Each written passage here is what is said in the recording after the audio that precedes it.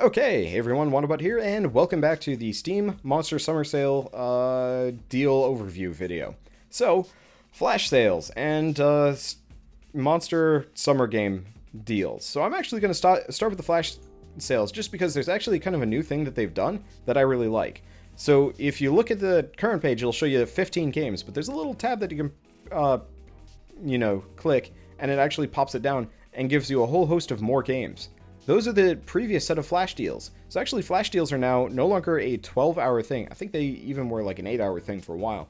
But they're no longer a 12-hour thing, and you actually have a full 24 hours to buy them. So if you go back to my previous flash sales video, you can actually see all of the games that I recommend from the flash sales earlier this morning. But I'm not going to talk about them because that would be redundant. So, let's start with, let's just go down the list. Honeypop. Honeypop is infamous on the internet at this point for being extremely not safe for work. There are nudity mods, there are, more or less sex scenes, whatever. You're playing Bejeweled to romance various women, including, I think, an alien. I have never played it. I'm not sure if I will ever play it. It makes me feel a little bit skeezy that exists, but I might do it as a drunken stream thing at some point. That said, at a price tag of $5 after being 50% off, or $7.50 if you want to get the soundtrack and digital art collection, I guess it's probably just a bunch of pinups of semi-nude girls. If this is your thing, then it's already at a good price. That said, I don't know. I really can't have much of an opinion on the game. Apart from, I guess. Okay, let's just move on. Why is that the first thing I start with? Steam, why did you organize the page this way? Let's go with Crypt and the NecroDancer. On the flip side from Honeypop, this game is a roguelike. Love me some roguelikes. This is actually a little bit more traditional style, with one extremely well done twist, which is, it is a rhythm game as well. So you actually play the game to the rhythm, and if you fail to do so, you generally end up taking damage. Usually your character fails to move, fails to take an action, or, gets smacked around. It's actually really cleverly done, and you can attach a DDR pad and play the game that way, which I think is actually really cool. It features an unlockable equipment system to kind of mirror the way Rogue Legacy works. So there's like a passive progression outside of the game, which I think is an absolute joy. That said, I don't play a whole heck of a lot of this game because I suck at rhythm. And there is actually a class that you can play if you are like me and, have no rhythmic bones in your body. Problem is, the class that doesn't involve rhythm honestly feels kind of boring. You just kind of zip through the game because there's no challenge anymore.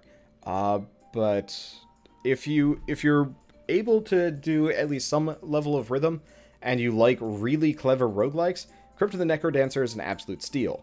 At a price tag of $7.50, this game is very well done. It just recently went to 1.0. I don't know if the developer is still going to be working on it. Kind of hope they are. Kind of hope they add like an expansion pack or something like that. But, the monster design is great, the combat is great, the items are great and interesting, and just everything about it just reeks with style. I guess reeks isn't exactly the right word, but whatever, we'll go with it.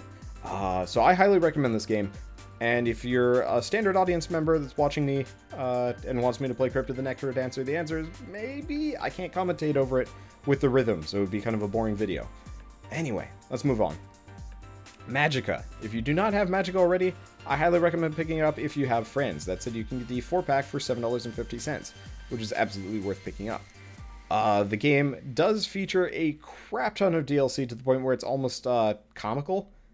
But, 90% of it really isn't that necessary. There are a couple of story-based ones that you can pick up. Those are probably worth it, but most of them are cosmetic or slight differences. Honestly, I just recommend picking up the vanilla 4-pack and going on from there. That said, it is put on the Humble Store for cheap and Humble Bundles for cheap very frequently. So if you want to wait, you can also wait. The price is probably never gonna get any cheaper than this. There is also Magicka 2, but I don't think it's on sale. And, it's effectively just Magicka 1, but slightly better. And a lot of people are kind of meh about that. They were looking for something really, really adventurous, and, well, it didn't happen. But, you know what, whatever. They're good games. They're damn good games, especially if you have friends that are more than willing to be patient with your bullshit, because you all will be blowing each other up frequently and hating each other mildly as a result. Okay, next up is Rogue Legacy. This game is actually one of the more famous roguelikes and absolutely worth picking up. It's actually one of the easier roguelikes to get into, too, because of a passive progression system outside of the game, aka you get gold in the middle of a run and can effectively level up as a result of it. Meaning that the game gets progressively easier the more you grind at it. It does feel like a bit of a grind at all times, but the procedural generation and overall challenge of the game makes it feel pretty fresh and interesting no matter what. It's just, if you're looking for like a true blue roguelike, Rogue Legacy is kind of only halfway there. But it's a damn good platformer and a lot of fun. So with a price tag of $3, absolutely pick this one up if you're interested in, you know, platforming, dungeon crawlers, anything like that. It is very good. Okay, next up is Octodad Deadliest Catch. Wow, the flash sales are where the real deals are. But so Octodad Deadliest Catch is at a price tag of $3.74, 75% off, is a lot of fun. It's stupid fun. It's not going to be the deepest game you ever played. I mean, pretty much the entire gameplay involves kind of quapping your way all over the place. And if you've never played quap, the entire premise is you have to control various limbs and move them, and it doesn't work very well because of slightly awkward controls, which, let's be honest here, is pretty fun given the situation. In other games it would be frustrating, but Octodad manages to blend, you know, intentionally awkward controls with a hell of a lot of humor, references, and just, you know, silly situations. I think the first level is going to the grocery store, and you can spend a good, like, 20 minutes, half an hour, bumbling around in there and having an absolute blast. So, again, I recommend it at the price tag. I don't know if it's ever going to get any cheaper. Usually when a game gets down to like 75% off to 80% off, it's probably not going to get cheaper and is worth picking up for that price. And, cool thing about Octodad, it actually has like a cooperative mode where each player controls half of the limbs, or maybe only one limb. It makes things even dumber and quappier, and is glorious. So if you have somebody to play with that's willing to be patient with you and likes stupid fun as well, it is doubly worth picking up. Okay, next up is Pro Evolution Soccer. I've never played it, can't talk about it. Let's move on. Risk of Rain. Like Rogue Legacy and Crypt and the NecroDancer, another roguelike. And like half the previous games I've talked about here, Risk of Rain is pretty much at the lowest price it will ever be, and it is absolutely worth picking up. It has cooperative multiplayer, which is a little bit buggy at times. It's mostly functional, which is good. Like, I haven't run into a whole lot of disconnection issues. It used to have a hell of a lot more. But if you want to play a roguelike with friends, Risk of Rain is actually a really good one to pick up. It's also just very good solo, and you can get a 4-pack, by the way, for $7.50. Figured I might as well mention that. But yeah, Risk of Rain is probably one of the better roguelikes to come out of the whole slew of ones the past couple of years. It's got a really nice style, the itemization loot system is kind of nice, and you've got different game modes you can turn on and off. Like Glass difficulty that cuts your health down to 10% of normal, but gives you like, 10 times as much damage, which results in some kind of interesting gameplay. I personally love the game and think more people should play it.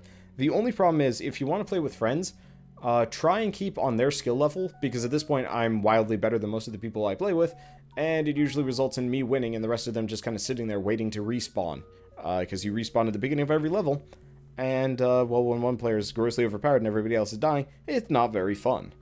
Okay, moving on, Valiant Heart's Great War. I think it's kind of like a fake World War I. Yeah, it is absolutely fake World War I, and it's a really interesting narrative story tied together by a dog. I have yet to play more than a little bit of it, but the overall gameplay is a little bit more on the light side. It's more of kind of like a narrative story type deal. But with the price tag of $3.74, it is absolutely worth picking up as well. Like, seriously, every single flash deal here is worth it for the price and probably won't go lower. But it's a little bit grim. It's a little bit sad. Spoiler, I think everybody dies. I can't confirm. I haven't gotten to that point because I don't feel like putting myself through that trauma.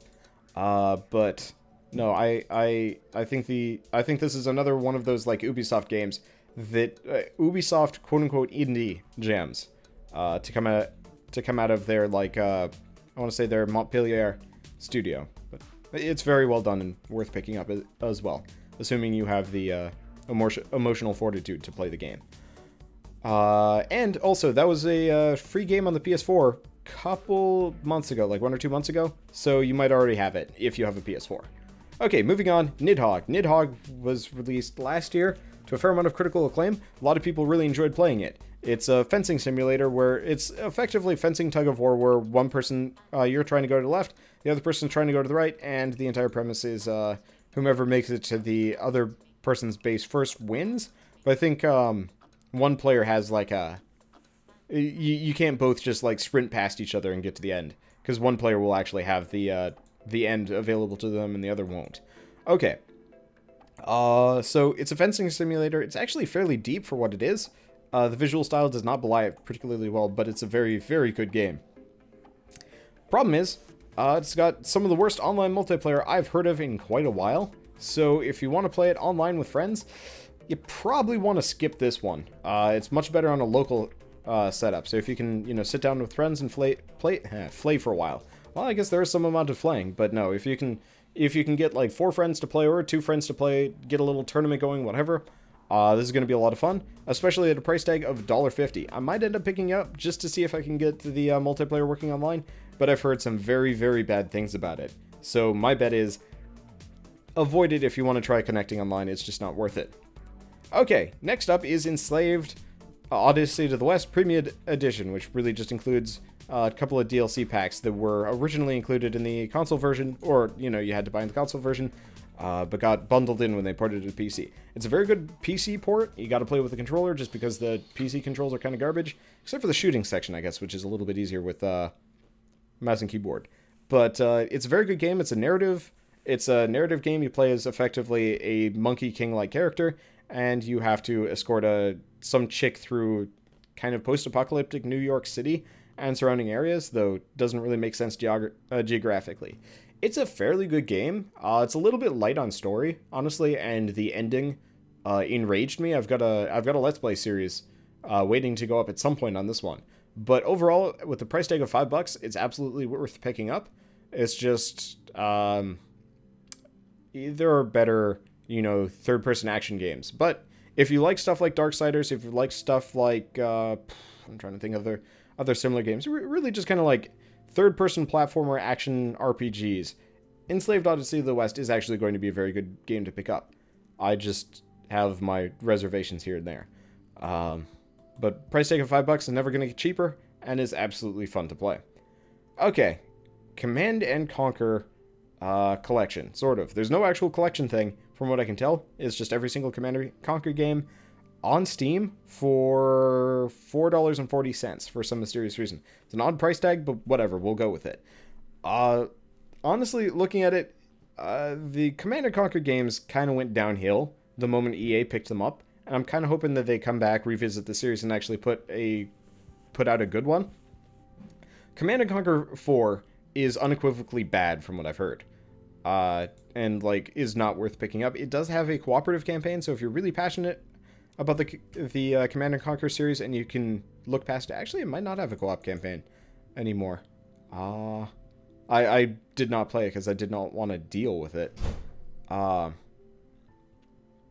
yeah, you can play through the campaign cooperative. So if you really want to play an cooperative RTS campaign, Command & Conquer 4 is probably worth picking up, but I don't know. It was not good.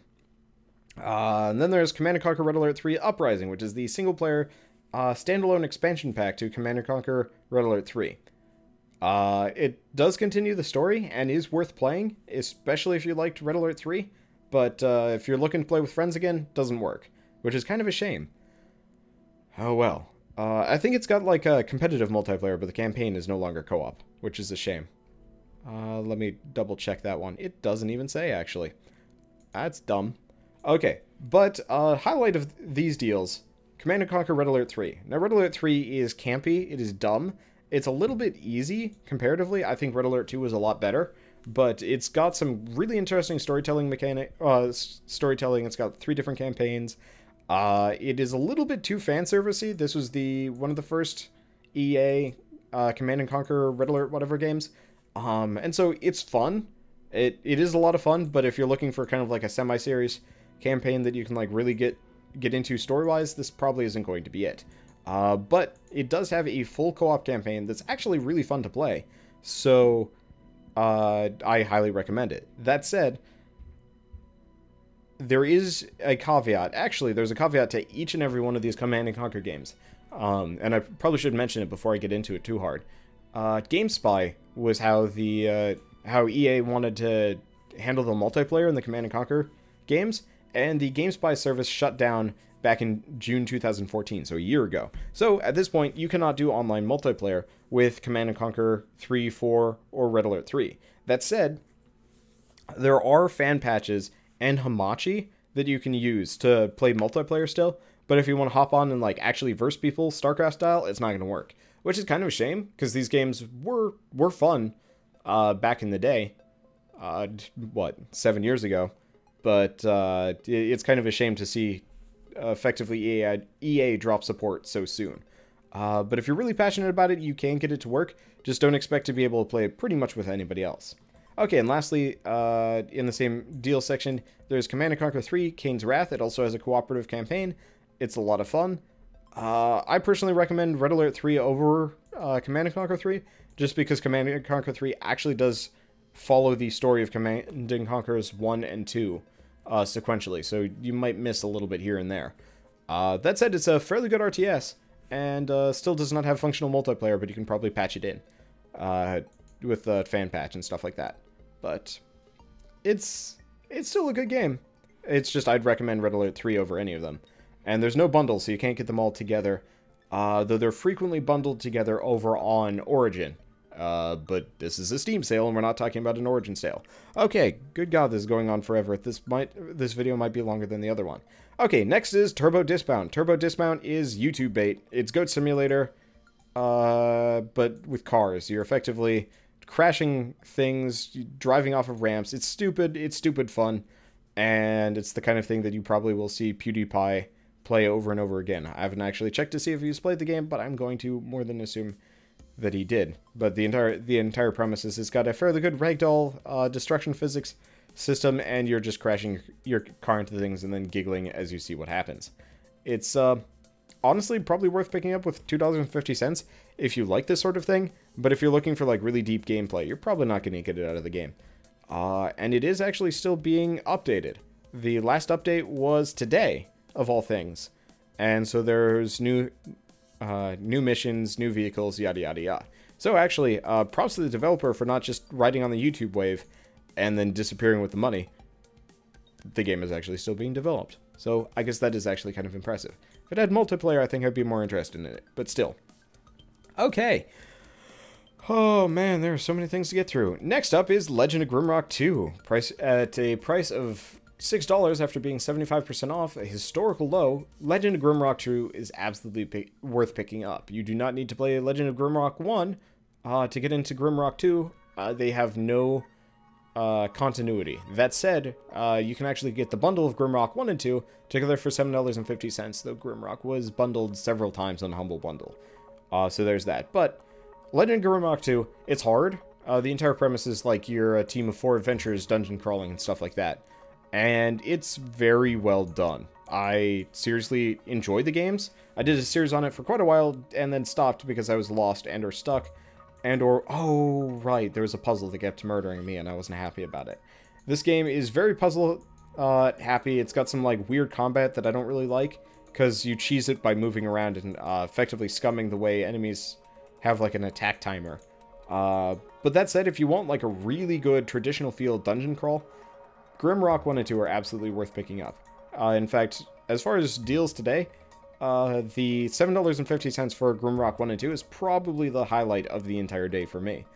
And I truly recommend picking them up above all others, assuming that you're willing to deal with the challenge, the puzzles, the whatnot. It's also one of those where you can sit there with a map being like, so what secrets did I miss?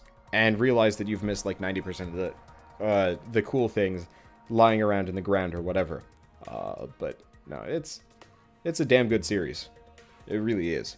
Okay, next is Miscreated, which is DayZ, as far as I can tell. I don't know if there's zombies or not, but it didn't get the greatest of reviews, and honestly, I can't say too much about the game. I've never played it. I've never even heard of it until now, but it's not a super low price. It's not the lowest price. Well, it might be the lowest price it's ever been, but still, it's a survival early access game, and is currently not that it's not sitting that high review-wise, so you're probably better off just going off and buying Ark. Okay. Next up is Victor Vran. I was mentioning the Van Helsing games. Victor Vran is actually in the exact same boat. The entire premise of Victor Vran, it's Diablo-like, and you're fighting the forces of darkness for whatever reason. It's got some fairly deep character customization, not nearly as much as Path of Exile, so if you're looking to get into the genre, start with Path of Exile. It's free to play anyway. That said, Victor Vran finally has multiplayer, co-op, whatever, so if you're looking to get into Victor Vran, you've heard of it before, or if you're just looking for another Diablo-like to whet your taste, Victor Vran is actually fairly good. So I would recommend picking it up if you liked the Diablo games. That said, it's still in early access, it's still being developed, and that also means it's not a historical low. Well, I think it's actually a historical low, but it's not a very low price of 12 bucks, 40% off. You can get a 2-pack, you can get a 4-pack, but personally I would recommend waiting if you're patient, and again, go play Path of Exile. This game will go cheaper eventually. That said, if you want to get on this soon, then this is a fine price for the game. It's fairly long. You're going to get a lot of bang for your buck out. Okay, that's it for the flash sales. Let's move on to the Steam monster sales. Luckily, I don't know any of these things, so I can kind of just zip by. Let's see, there's Tesla Effect, Tex Murphy Adventure. It's an adventure game, and it's like noir, it's murder mystery, sort of. It's live action, which is weird. It's actually a kind of a unique title, and if you really liked kind of the old style adventure game, Tesla Effect's actually going to be worth picking up. I'm actually really impressed with the quality that they managed to get for what it is, and I might pick it up at some point, but probably not immediately.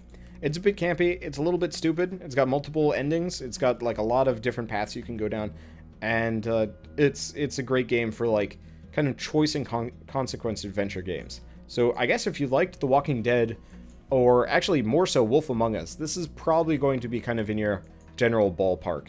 It just might take a little bit getting used to, you know, the real-life characters green-screened onto 3D models.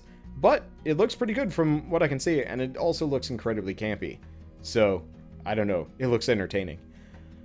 Okay, moving on. We have Fractured Space, which is I mean, it's like sort of I don't know if it's a MOBA, but it's a 5v5 flagship fighting game. Currently, it's actually got, if you look at the page, it's 50% off, and it's got like 4 different things, and it's just like, well, what do I get? And looking at it now, I recommend the Forerunner Fleet Pack. For 10 bucks, you get 5 copies of the game. As far as I can tell, you get 1 for yourself and 4 for friends, and that fills out an entire team. I'm actually going to be picking it up, and I'm probably going to be featuring it on Catterday tonight. Just because I'm always looking for good games to play with people, and this seems like one that would be kind of entertaining. It's got fairly good reviews, and it's fairly pretty. I can't speak about the gameplay yet. Again, we'll be featuring it tonight, so I guess we'll figure out then. But for effectively $2 per copy, if you've got friends to play with, this game might not be a bad idea to pick up, because, I don't know, looks like it could be fun. I'm kind of stoked for it.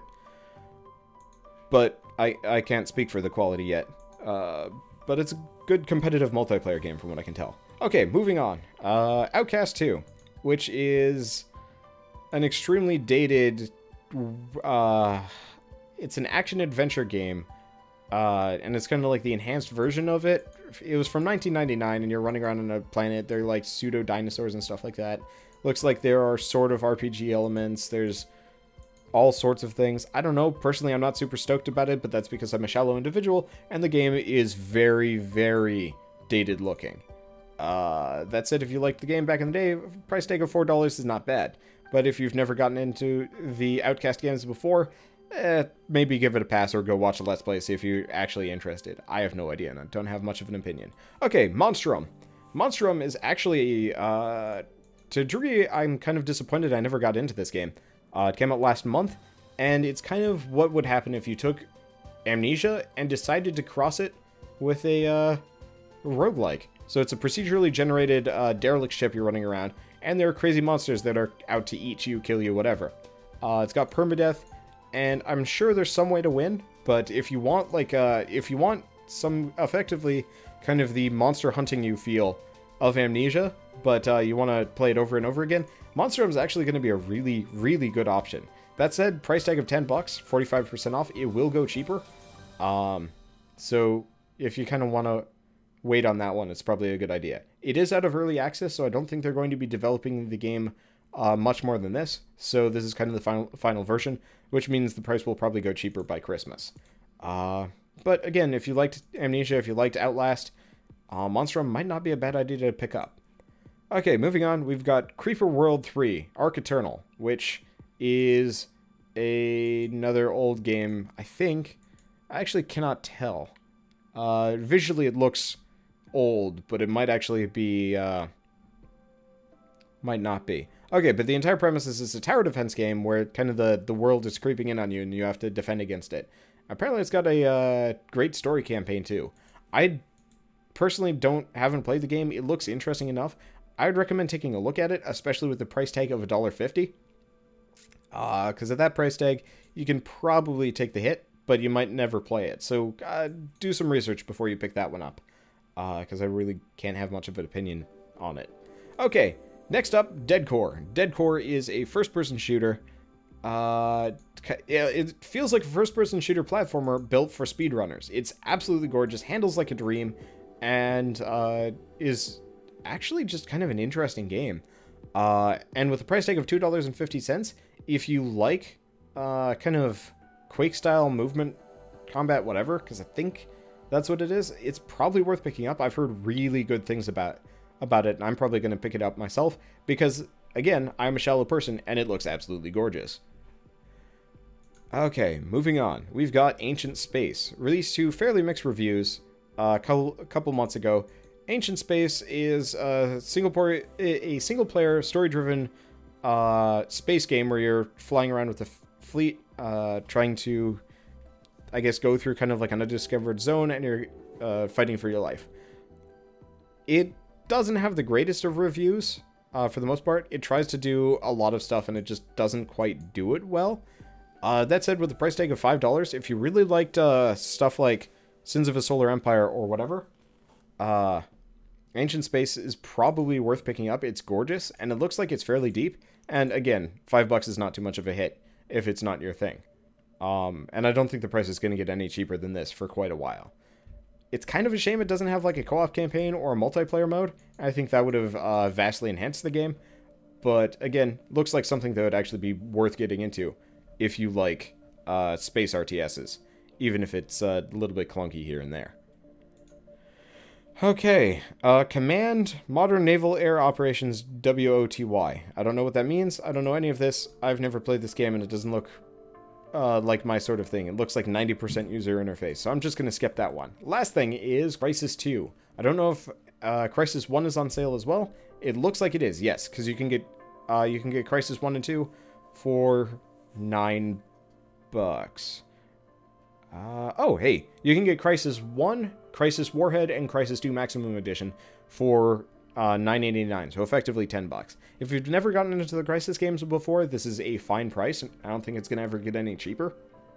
It wasn't a humble EA bundle. I think it was the second one. And so if you want to get into the Crisis games, now is a good time, but you might already have it. I'd double check. Both games feature fairly good competitive multiplayer. I don't know how alive they are. I think the third one's probably the most alive one. But they also have fairly lengthy single-player campaigns, usually involving going through fairly pretty environments and generally shallow storytelling as far as I'm concerned. It kind of feels like Halo, but you're a skin suit muscle man instead that never talks. That said, I recommend them. They're interesting games. There's a lot of different gameplay that you can do, and with this price tag, you really can't go too far wrong. Personally, I think I preferred the second one a little bit more. The first one had kind of a weird ending. The second one picked it up better. Now, the third one, Crisis 3, is not on Steam, so if you're looking to pick that one up, you're going to have to go over to Origin and pay attention there. So, if you are like a lot of people and do not like Origin, you might want to skip this one because you're never going to complete the series. And with that, whew, how long did that take me? 30 minutes to get through all the flash sales and monster sales. Gah.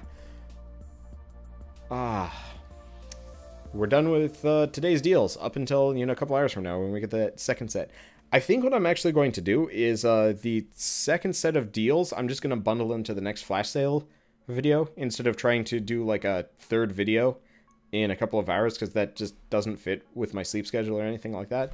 And since the flash sales last for 24 hours instead of 12 hours, I think everybody can deal with a little bit of wait. So overall, as far as daily deals go, it's a little bit weak if you really want to get some of the more expensive stuff, and these aren't bad prices. That said, I'd highly recommend everybody go down to the flash sale section of everything and check those games out instead, because highlights include Legend of Grimrock 2. That sale is great. The Fractured Space could be fun competitive multiplayer with friends. Rogue Legacy, Risk of Rain, and Octodad Deadliest Catch, all of which are probably the lowest price they will ever get and are absolute dreams. And if you haven't gone back and looked at the previous flash sales from this morning, highlights include Monaco, Towerfall Ascension, and Guns of Icarus Online, all of which are at fairly low prices and very worth picking up. There are other games, and you can go check out my other video for that one. Okay, that's it. So I will see you guys on the next Steam Monster Summer Sale deal video, where I guess I'll go over tomorrow's daily deals, flash sales, and whatever. And if you like this video in any way, shape, or form, leave me a like. It helps more than you know.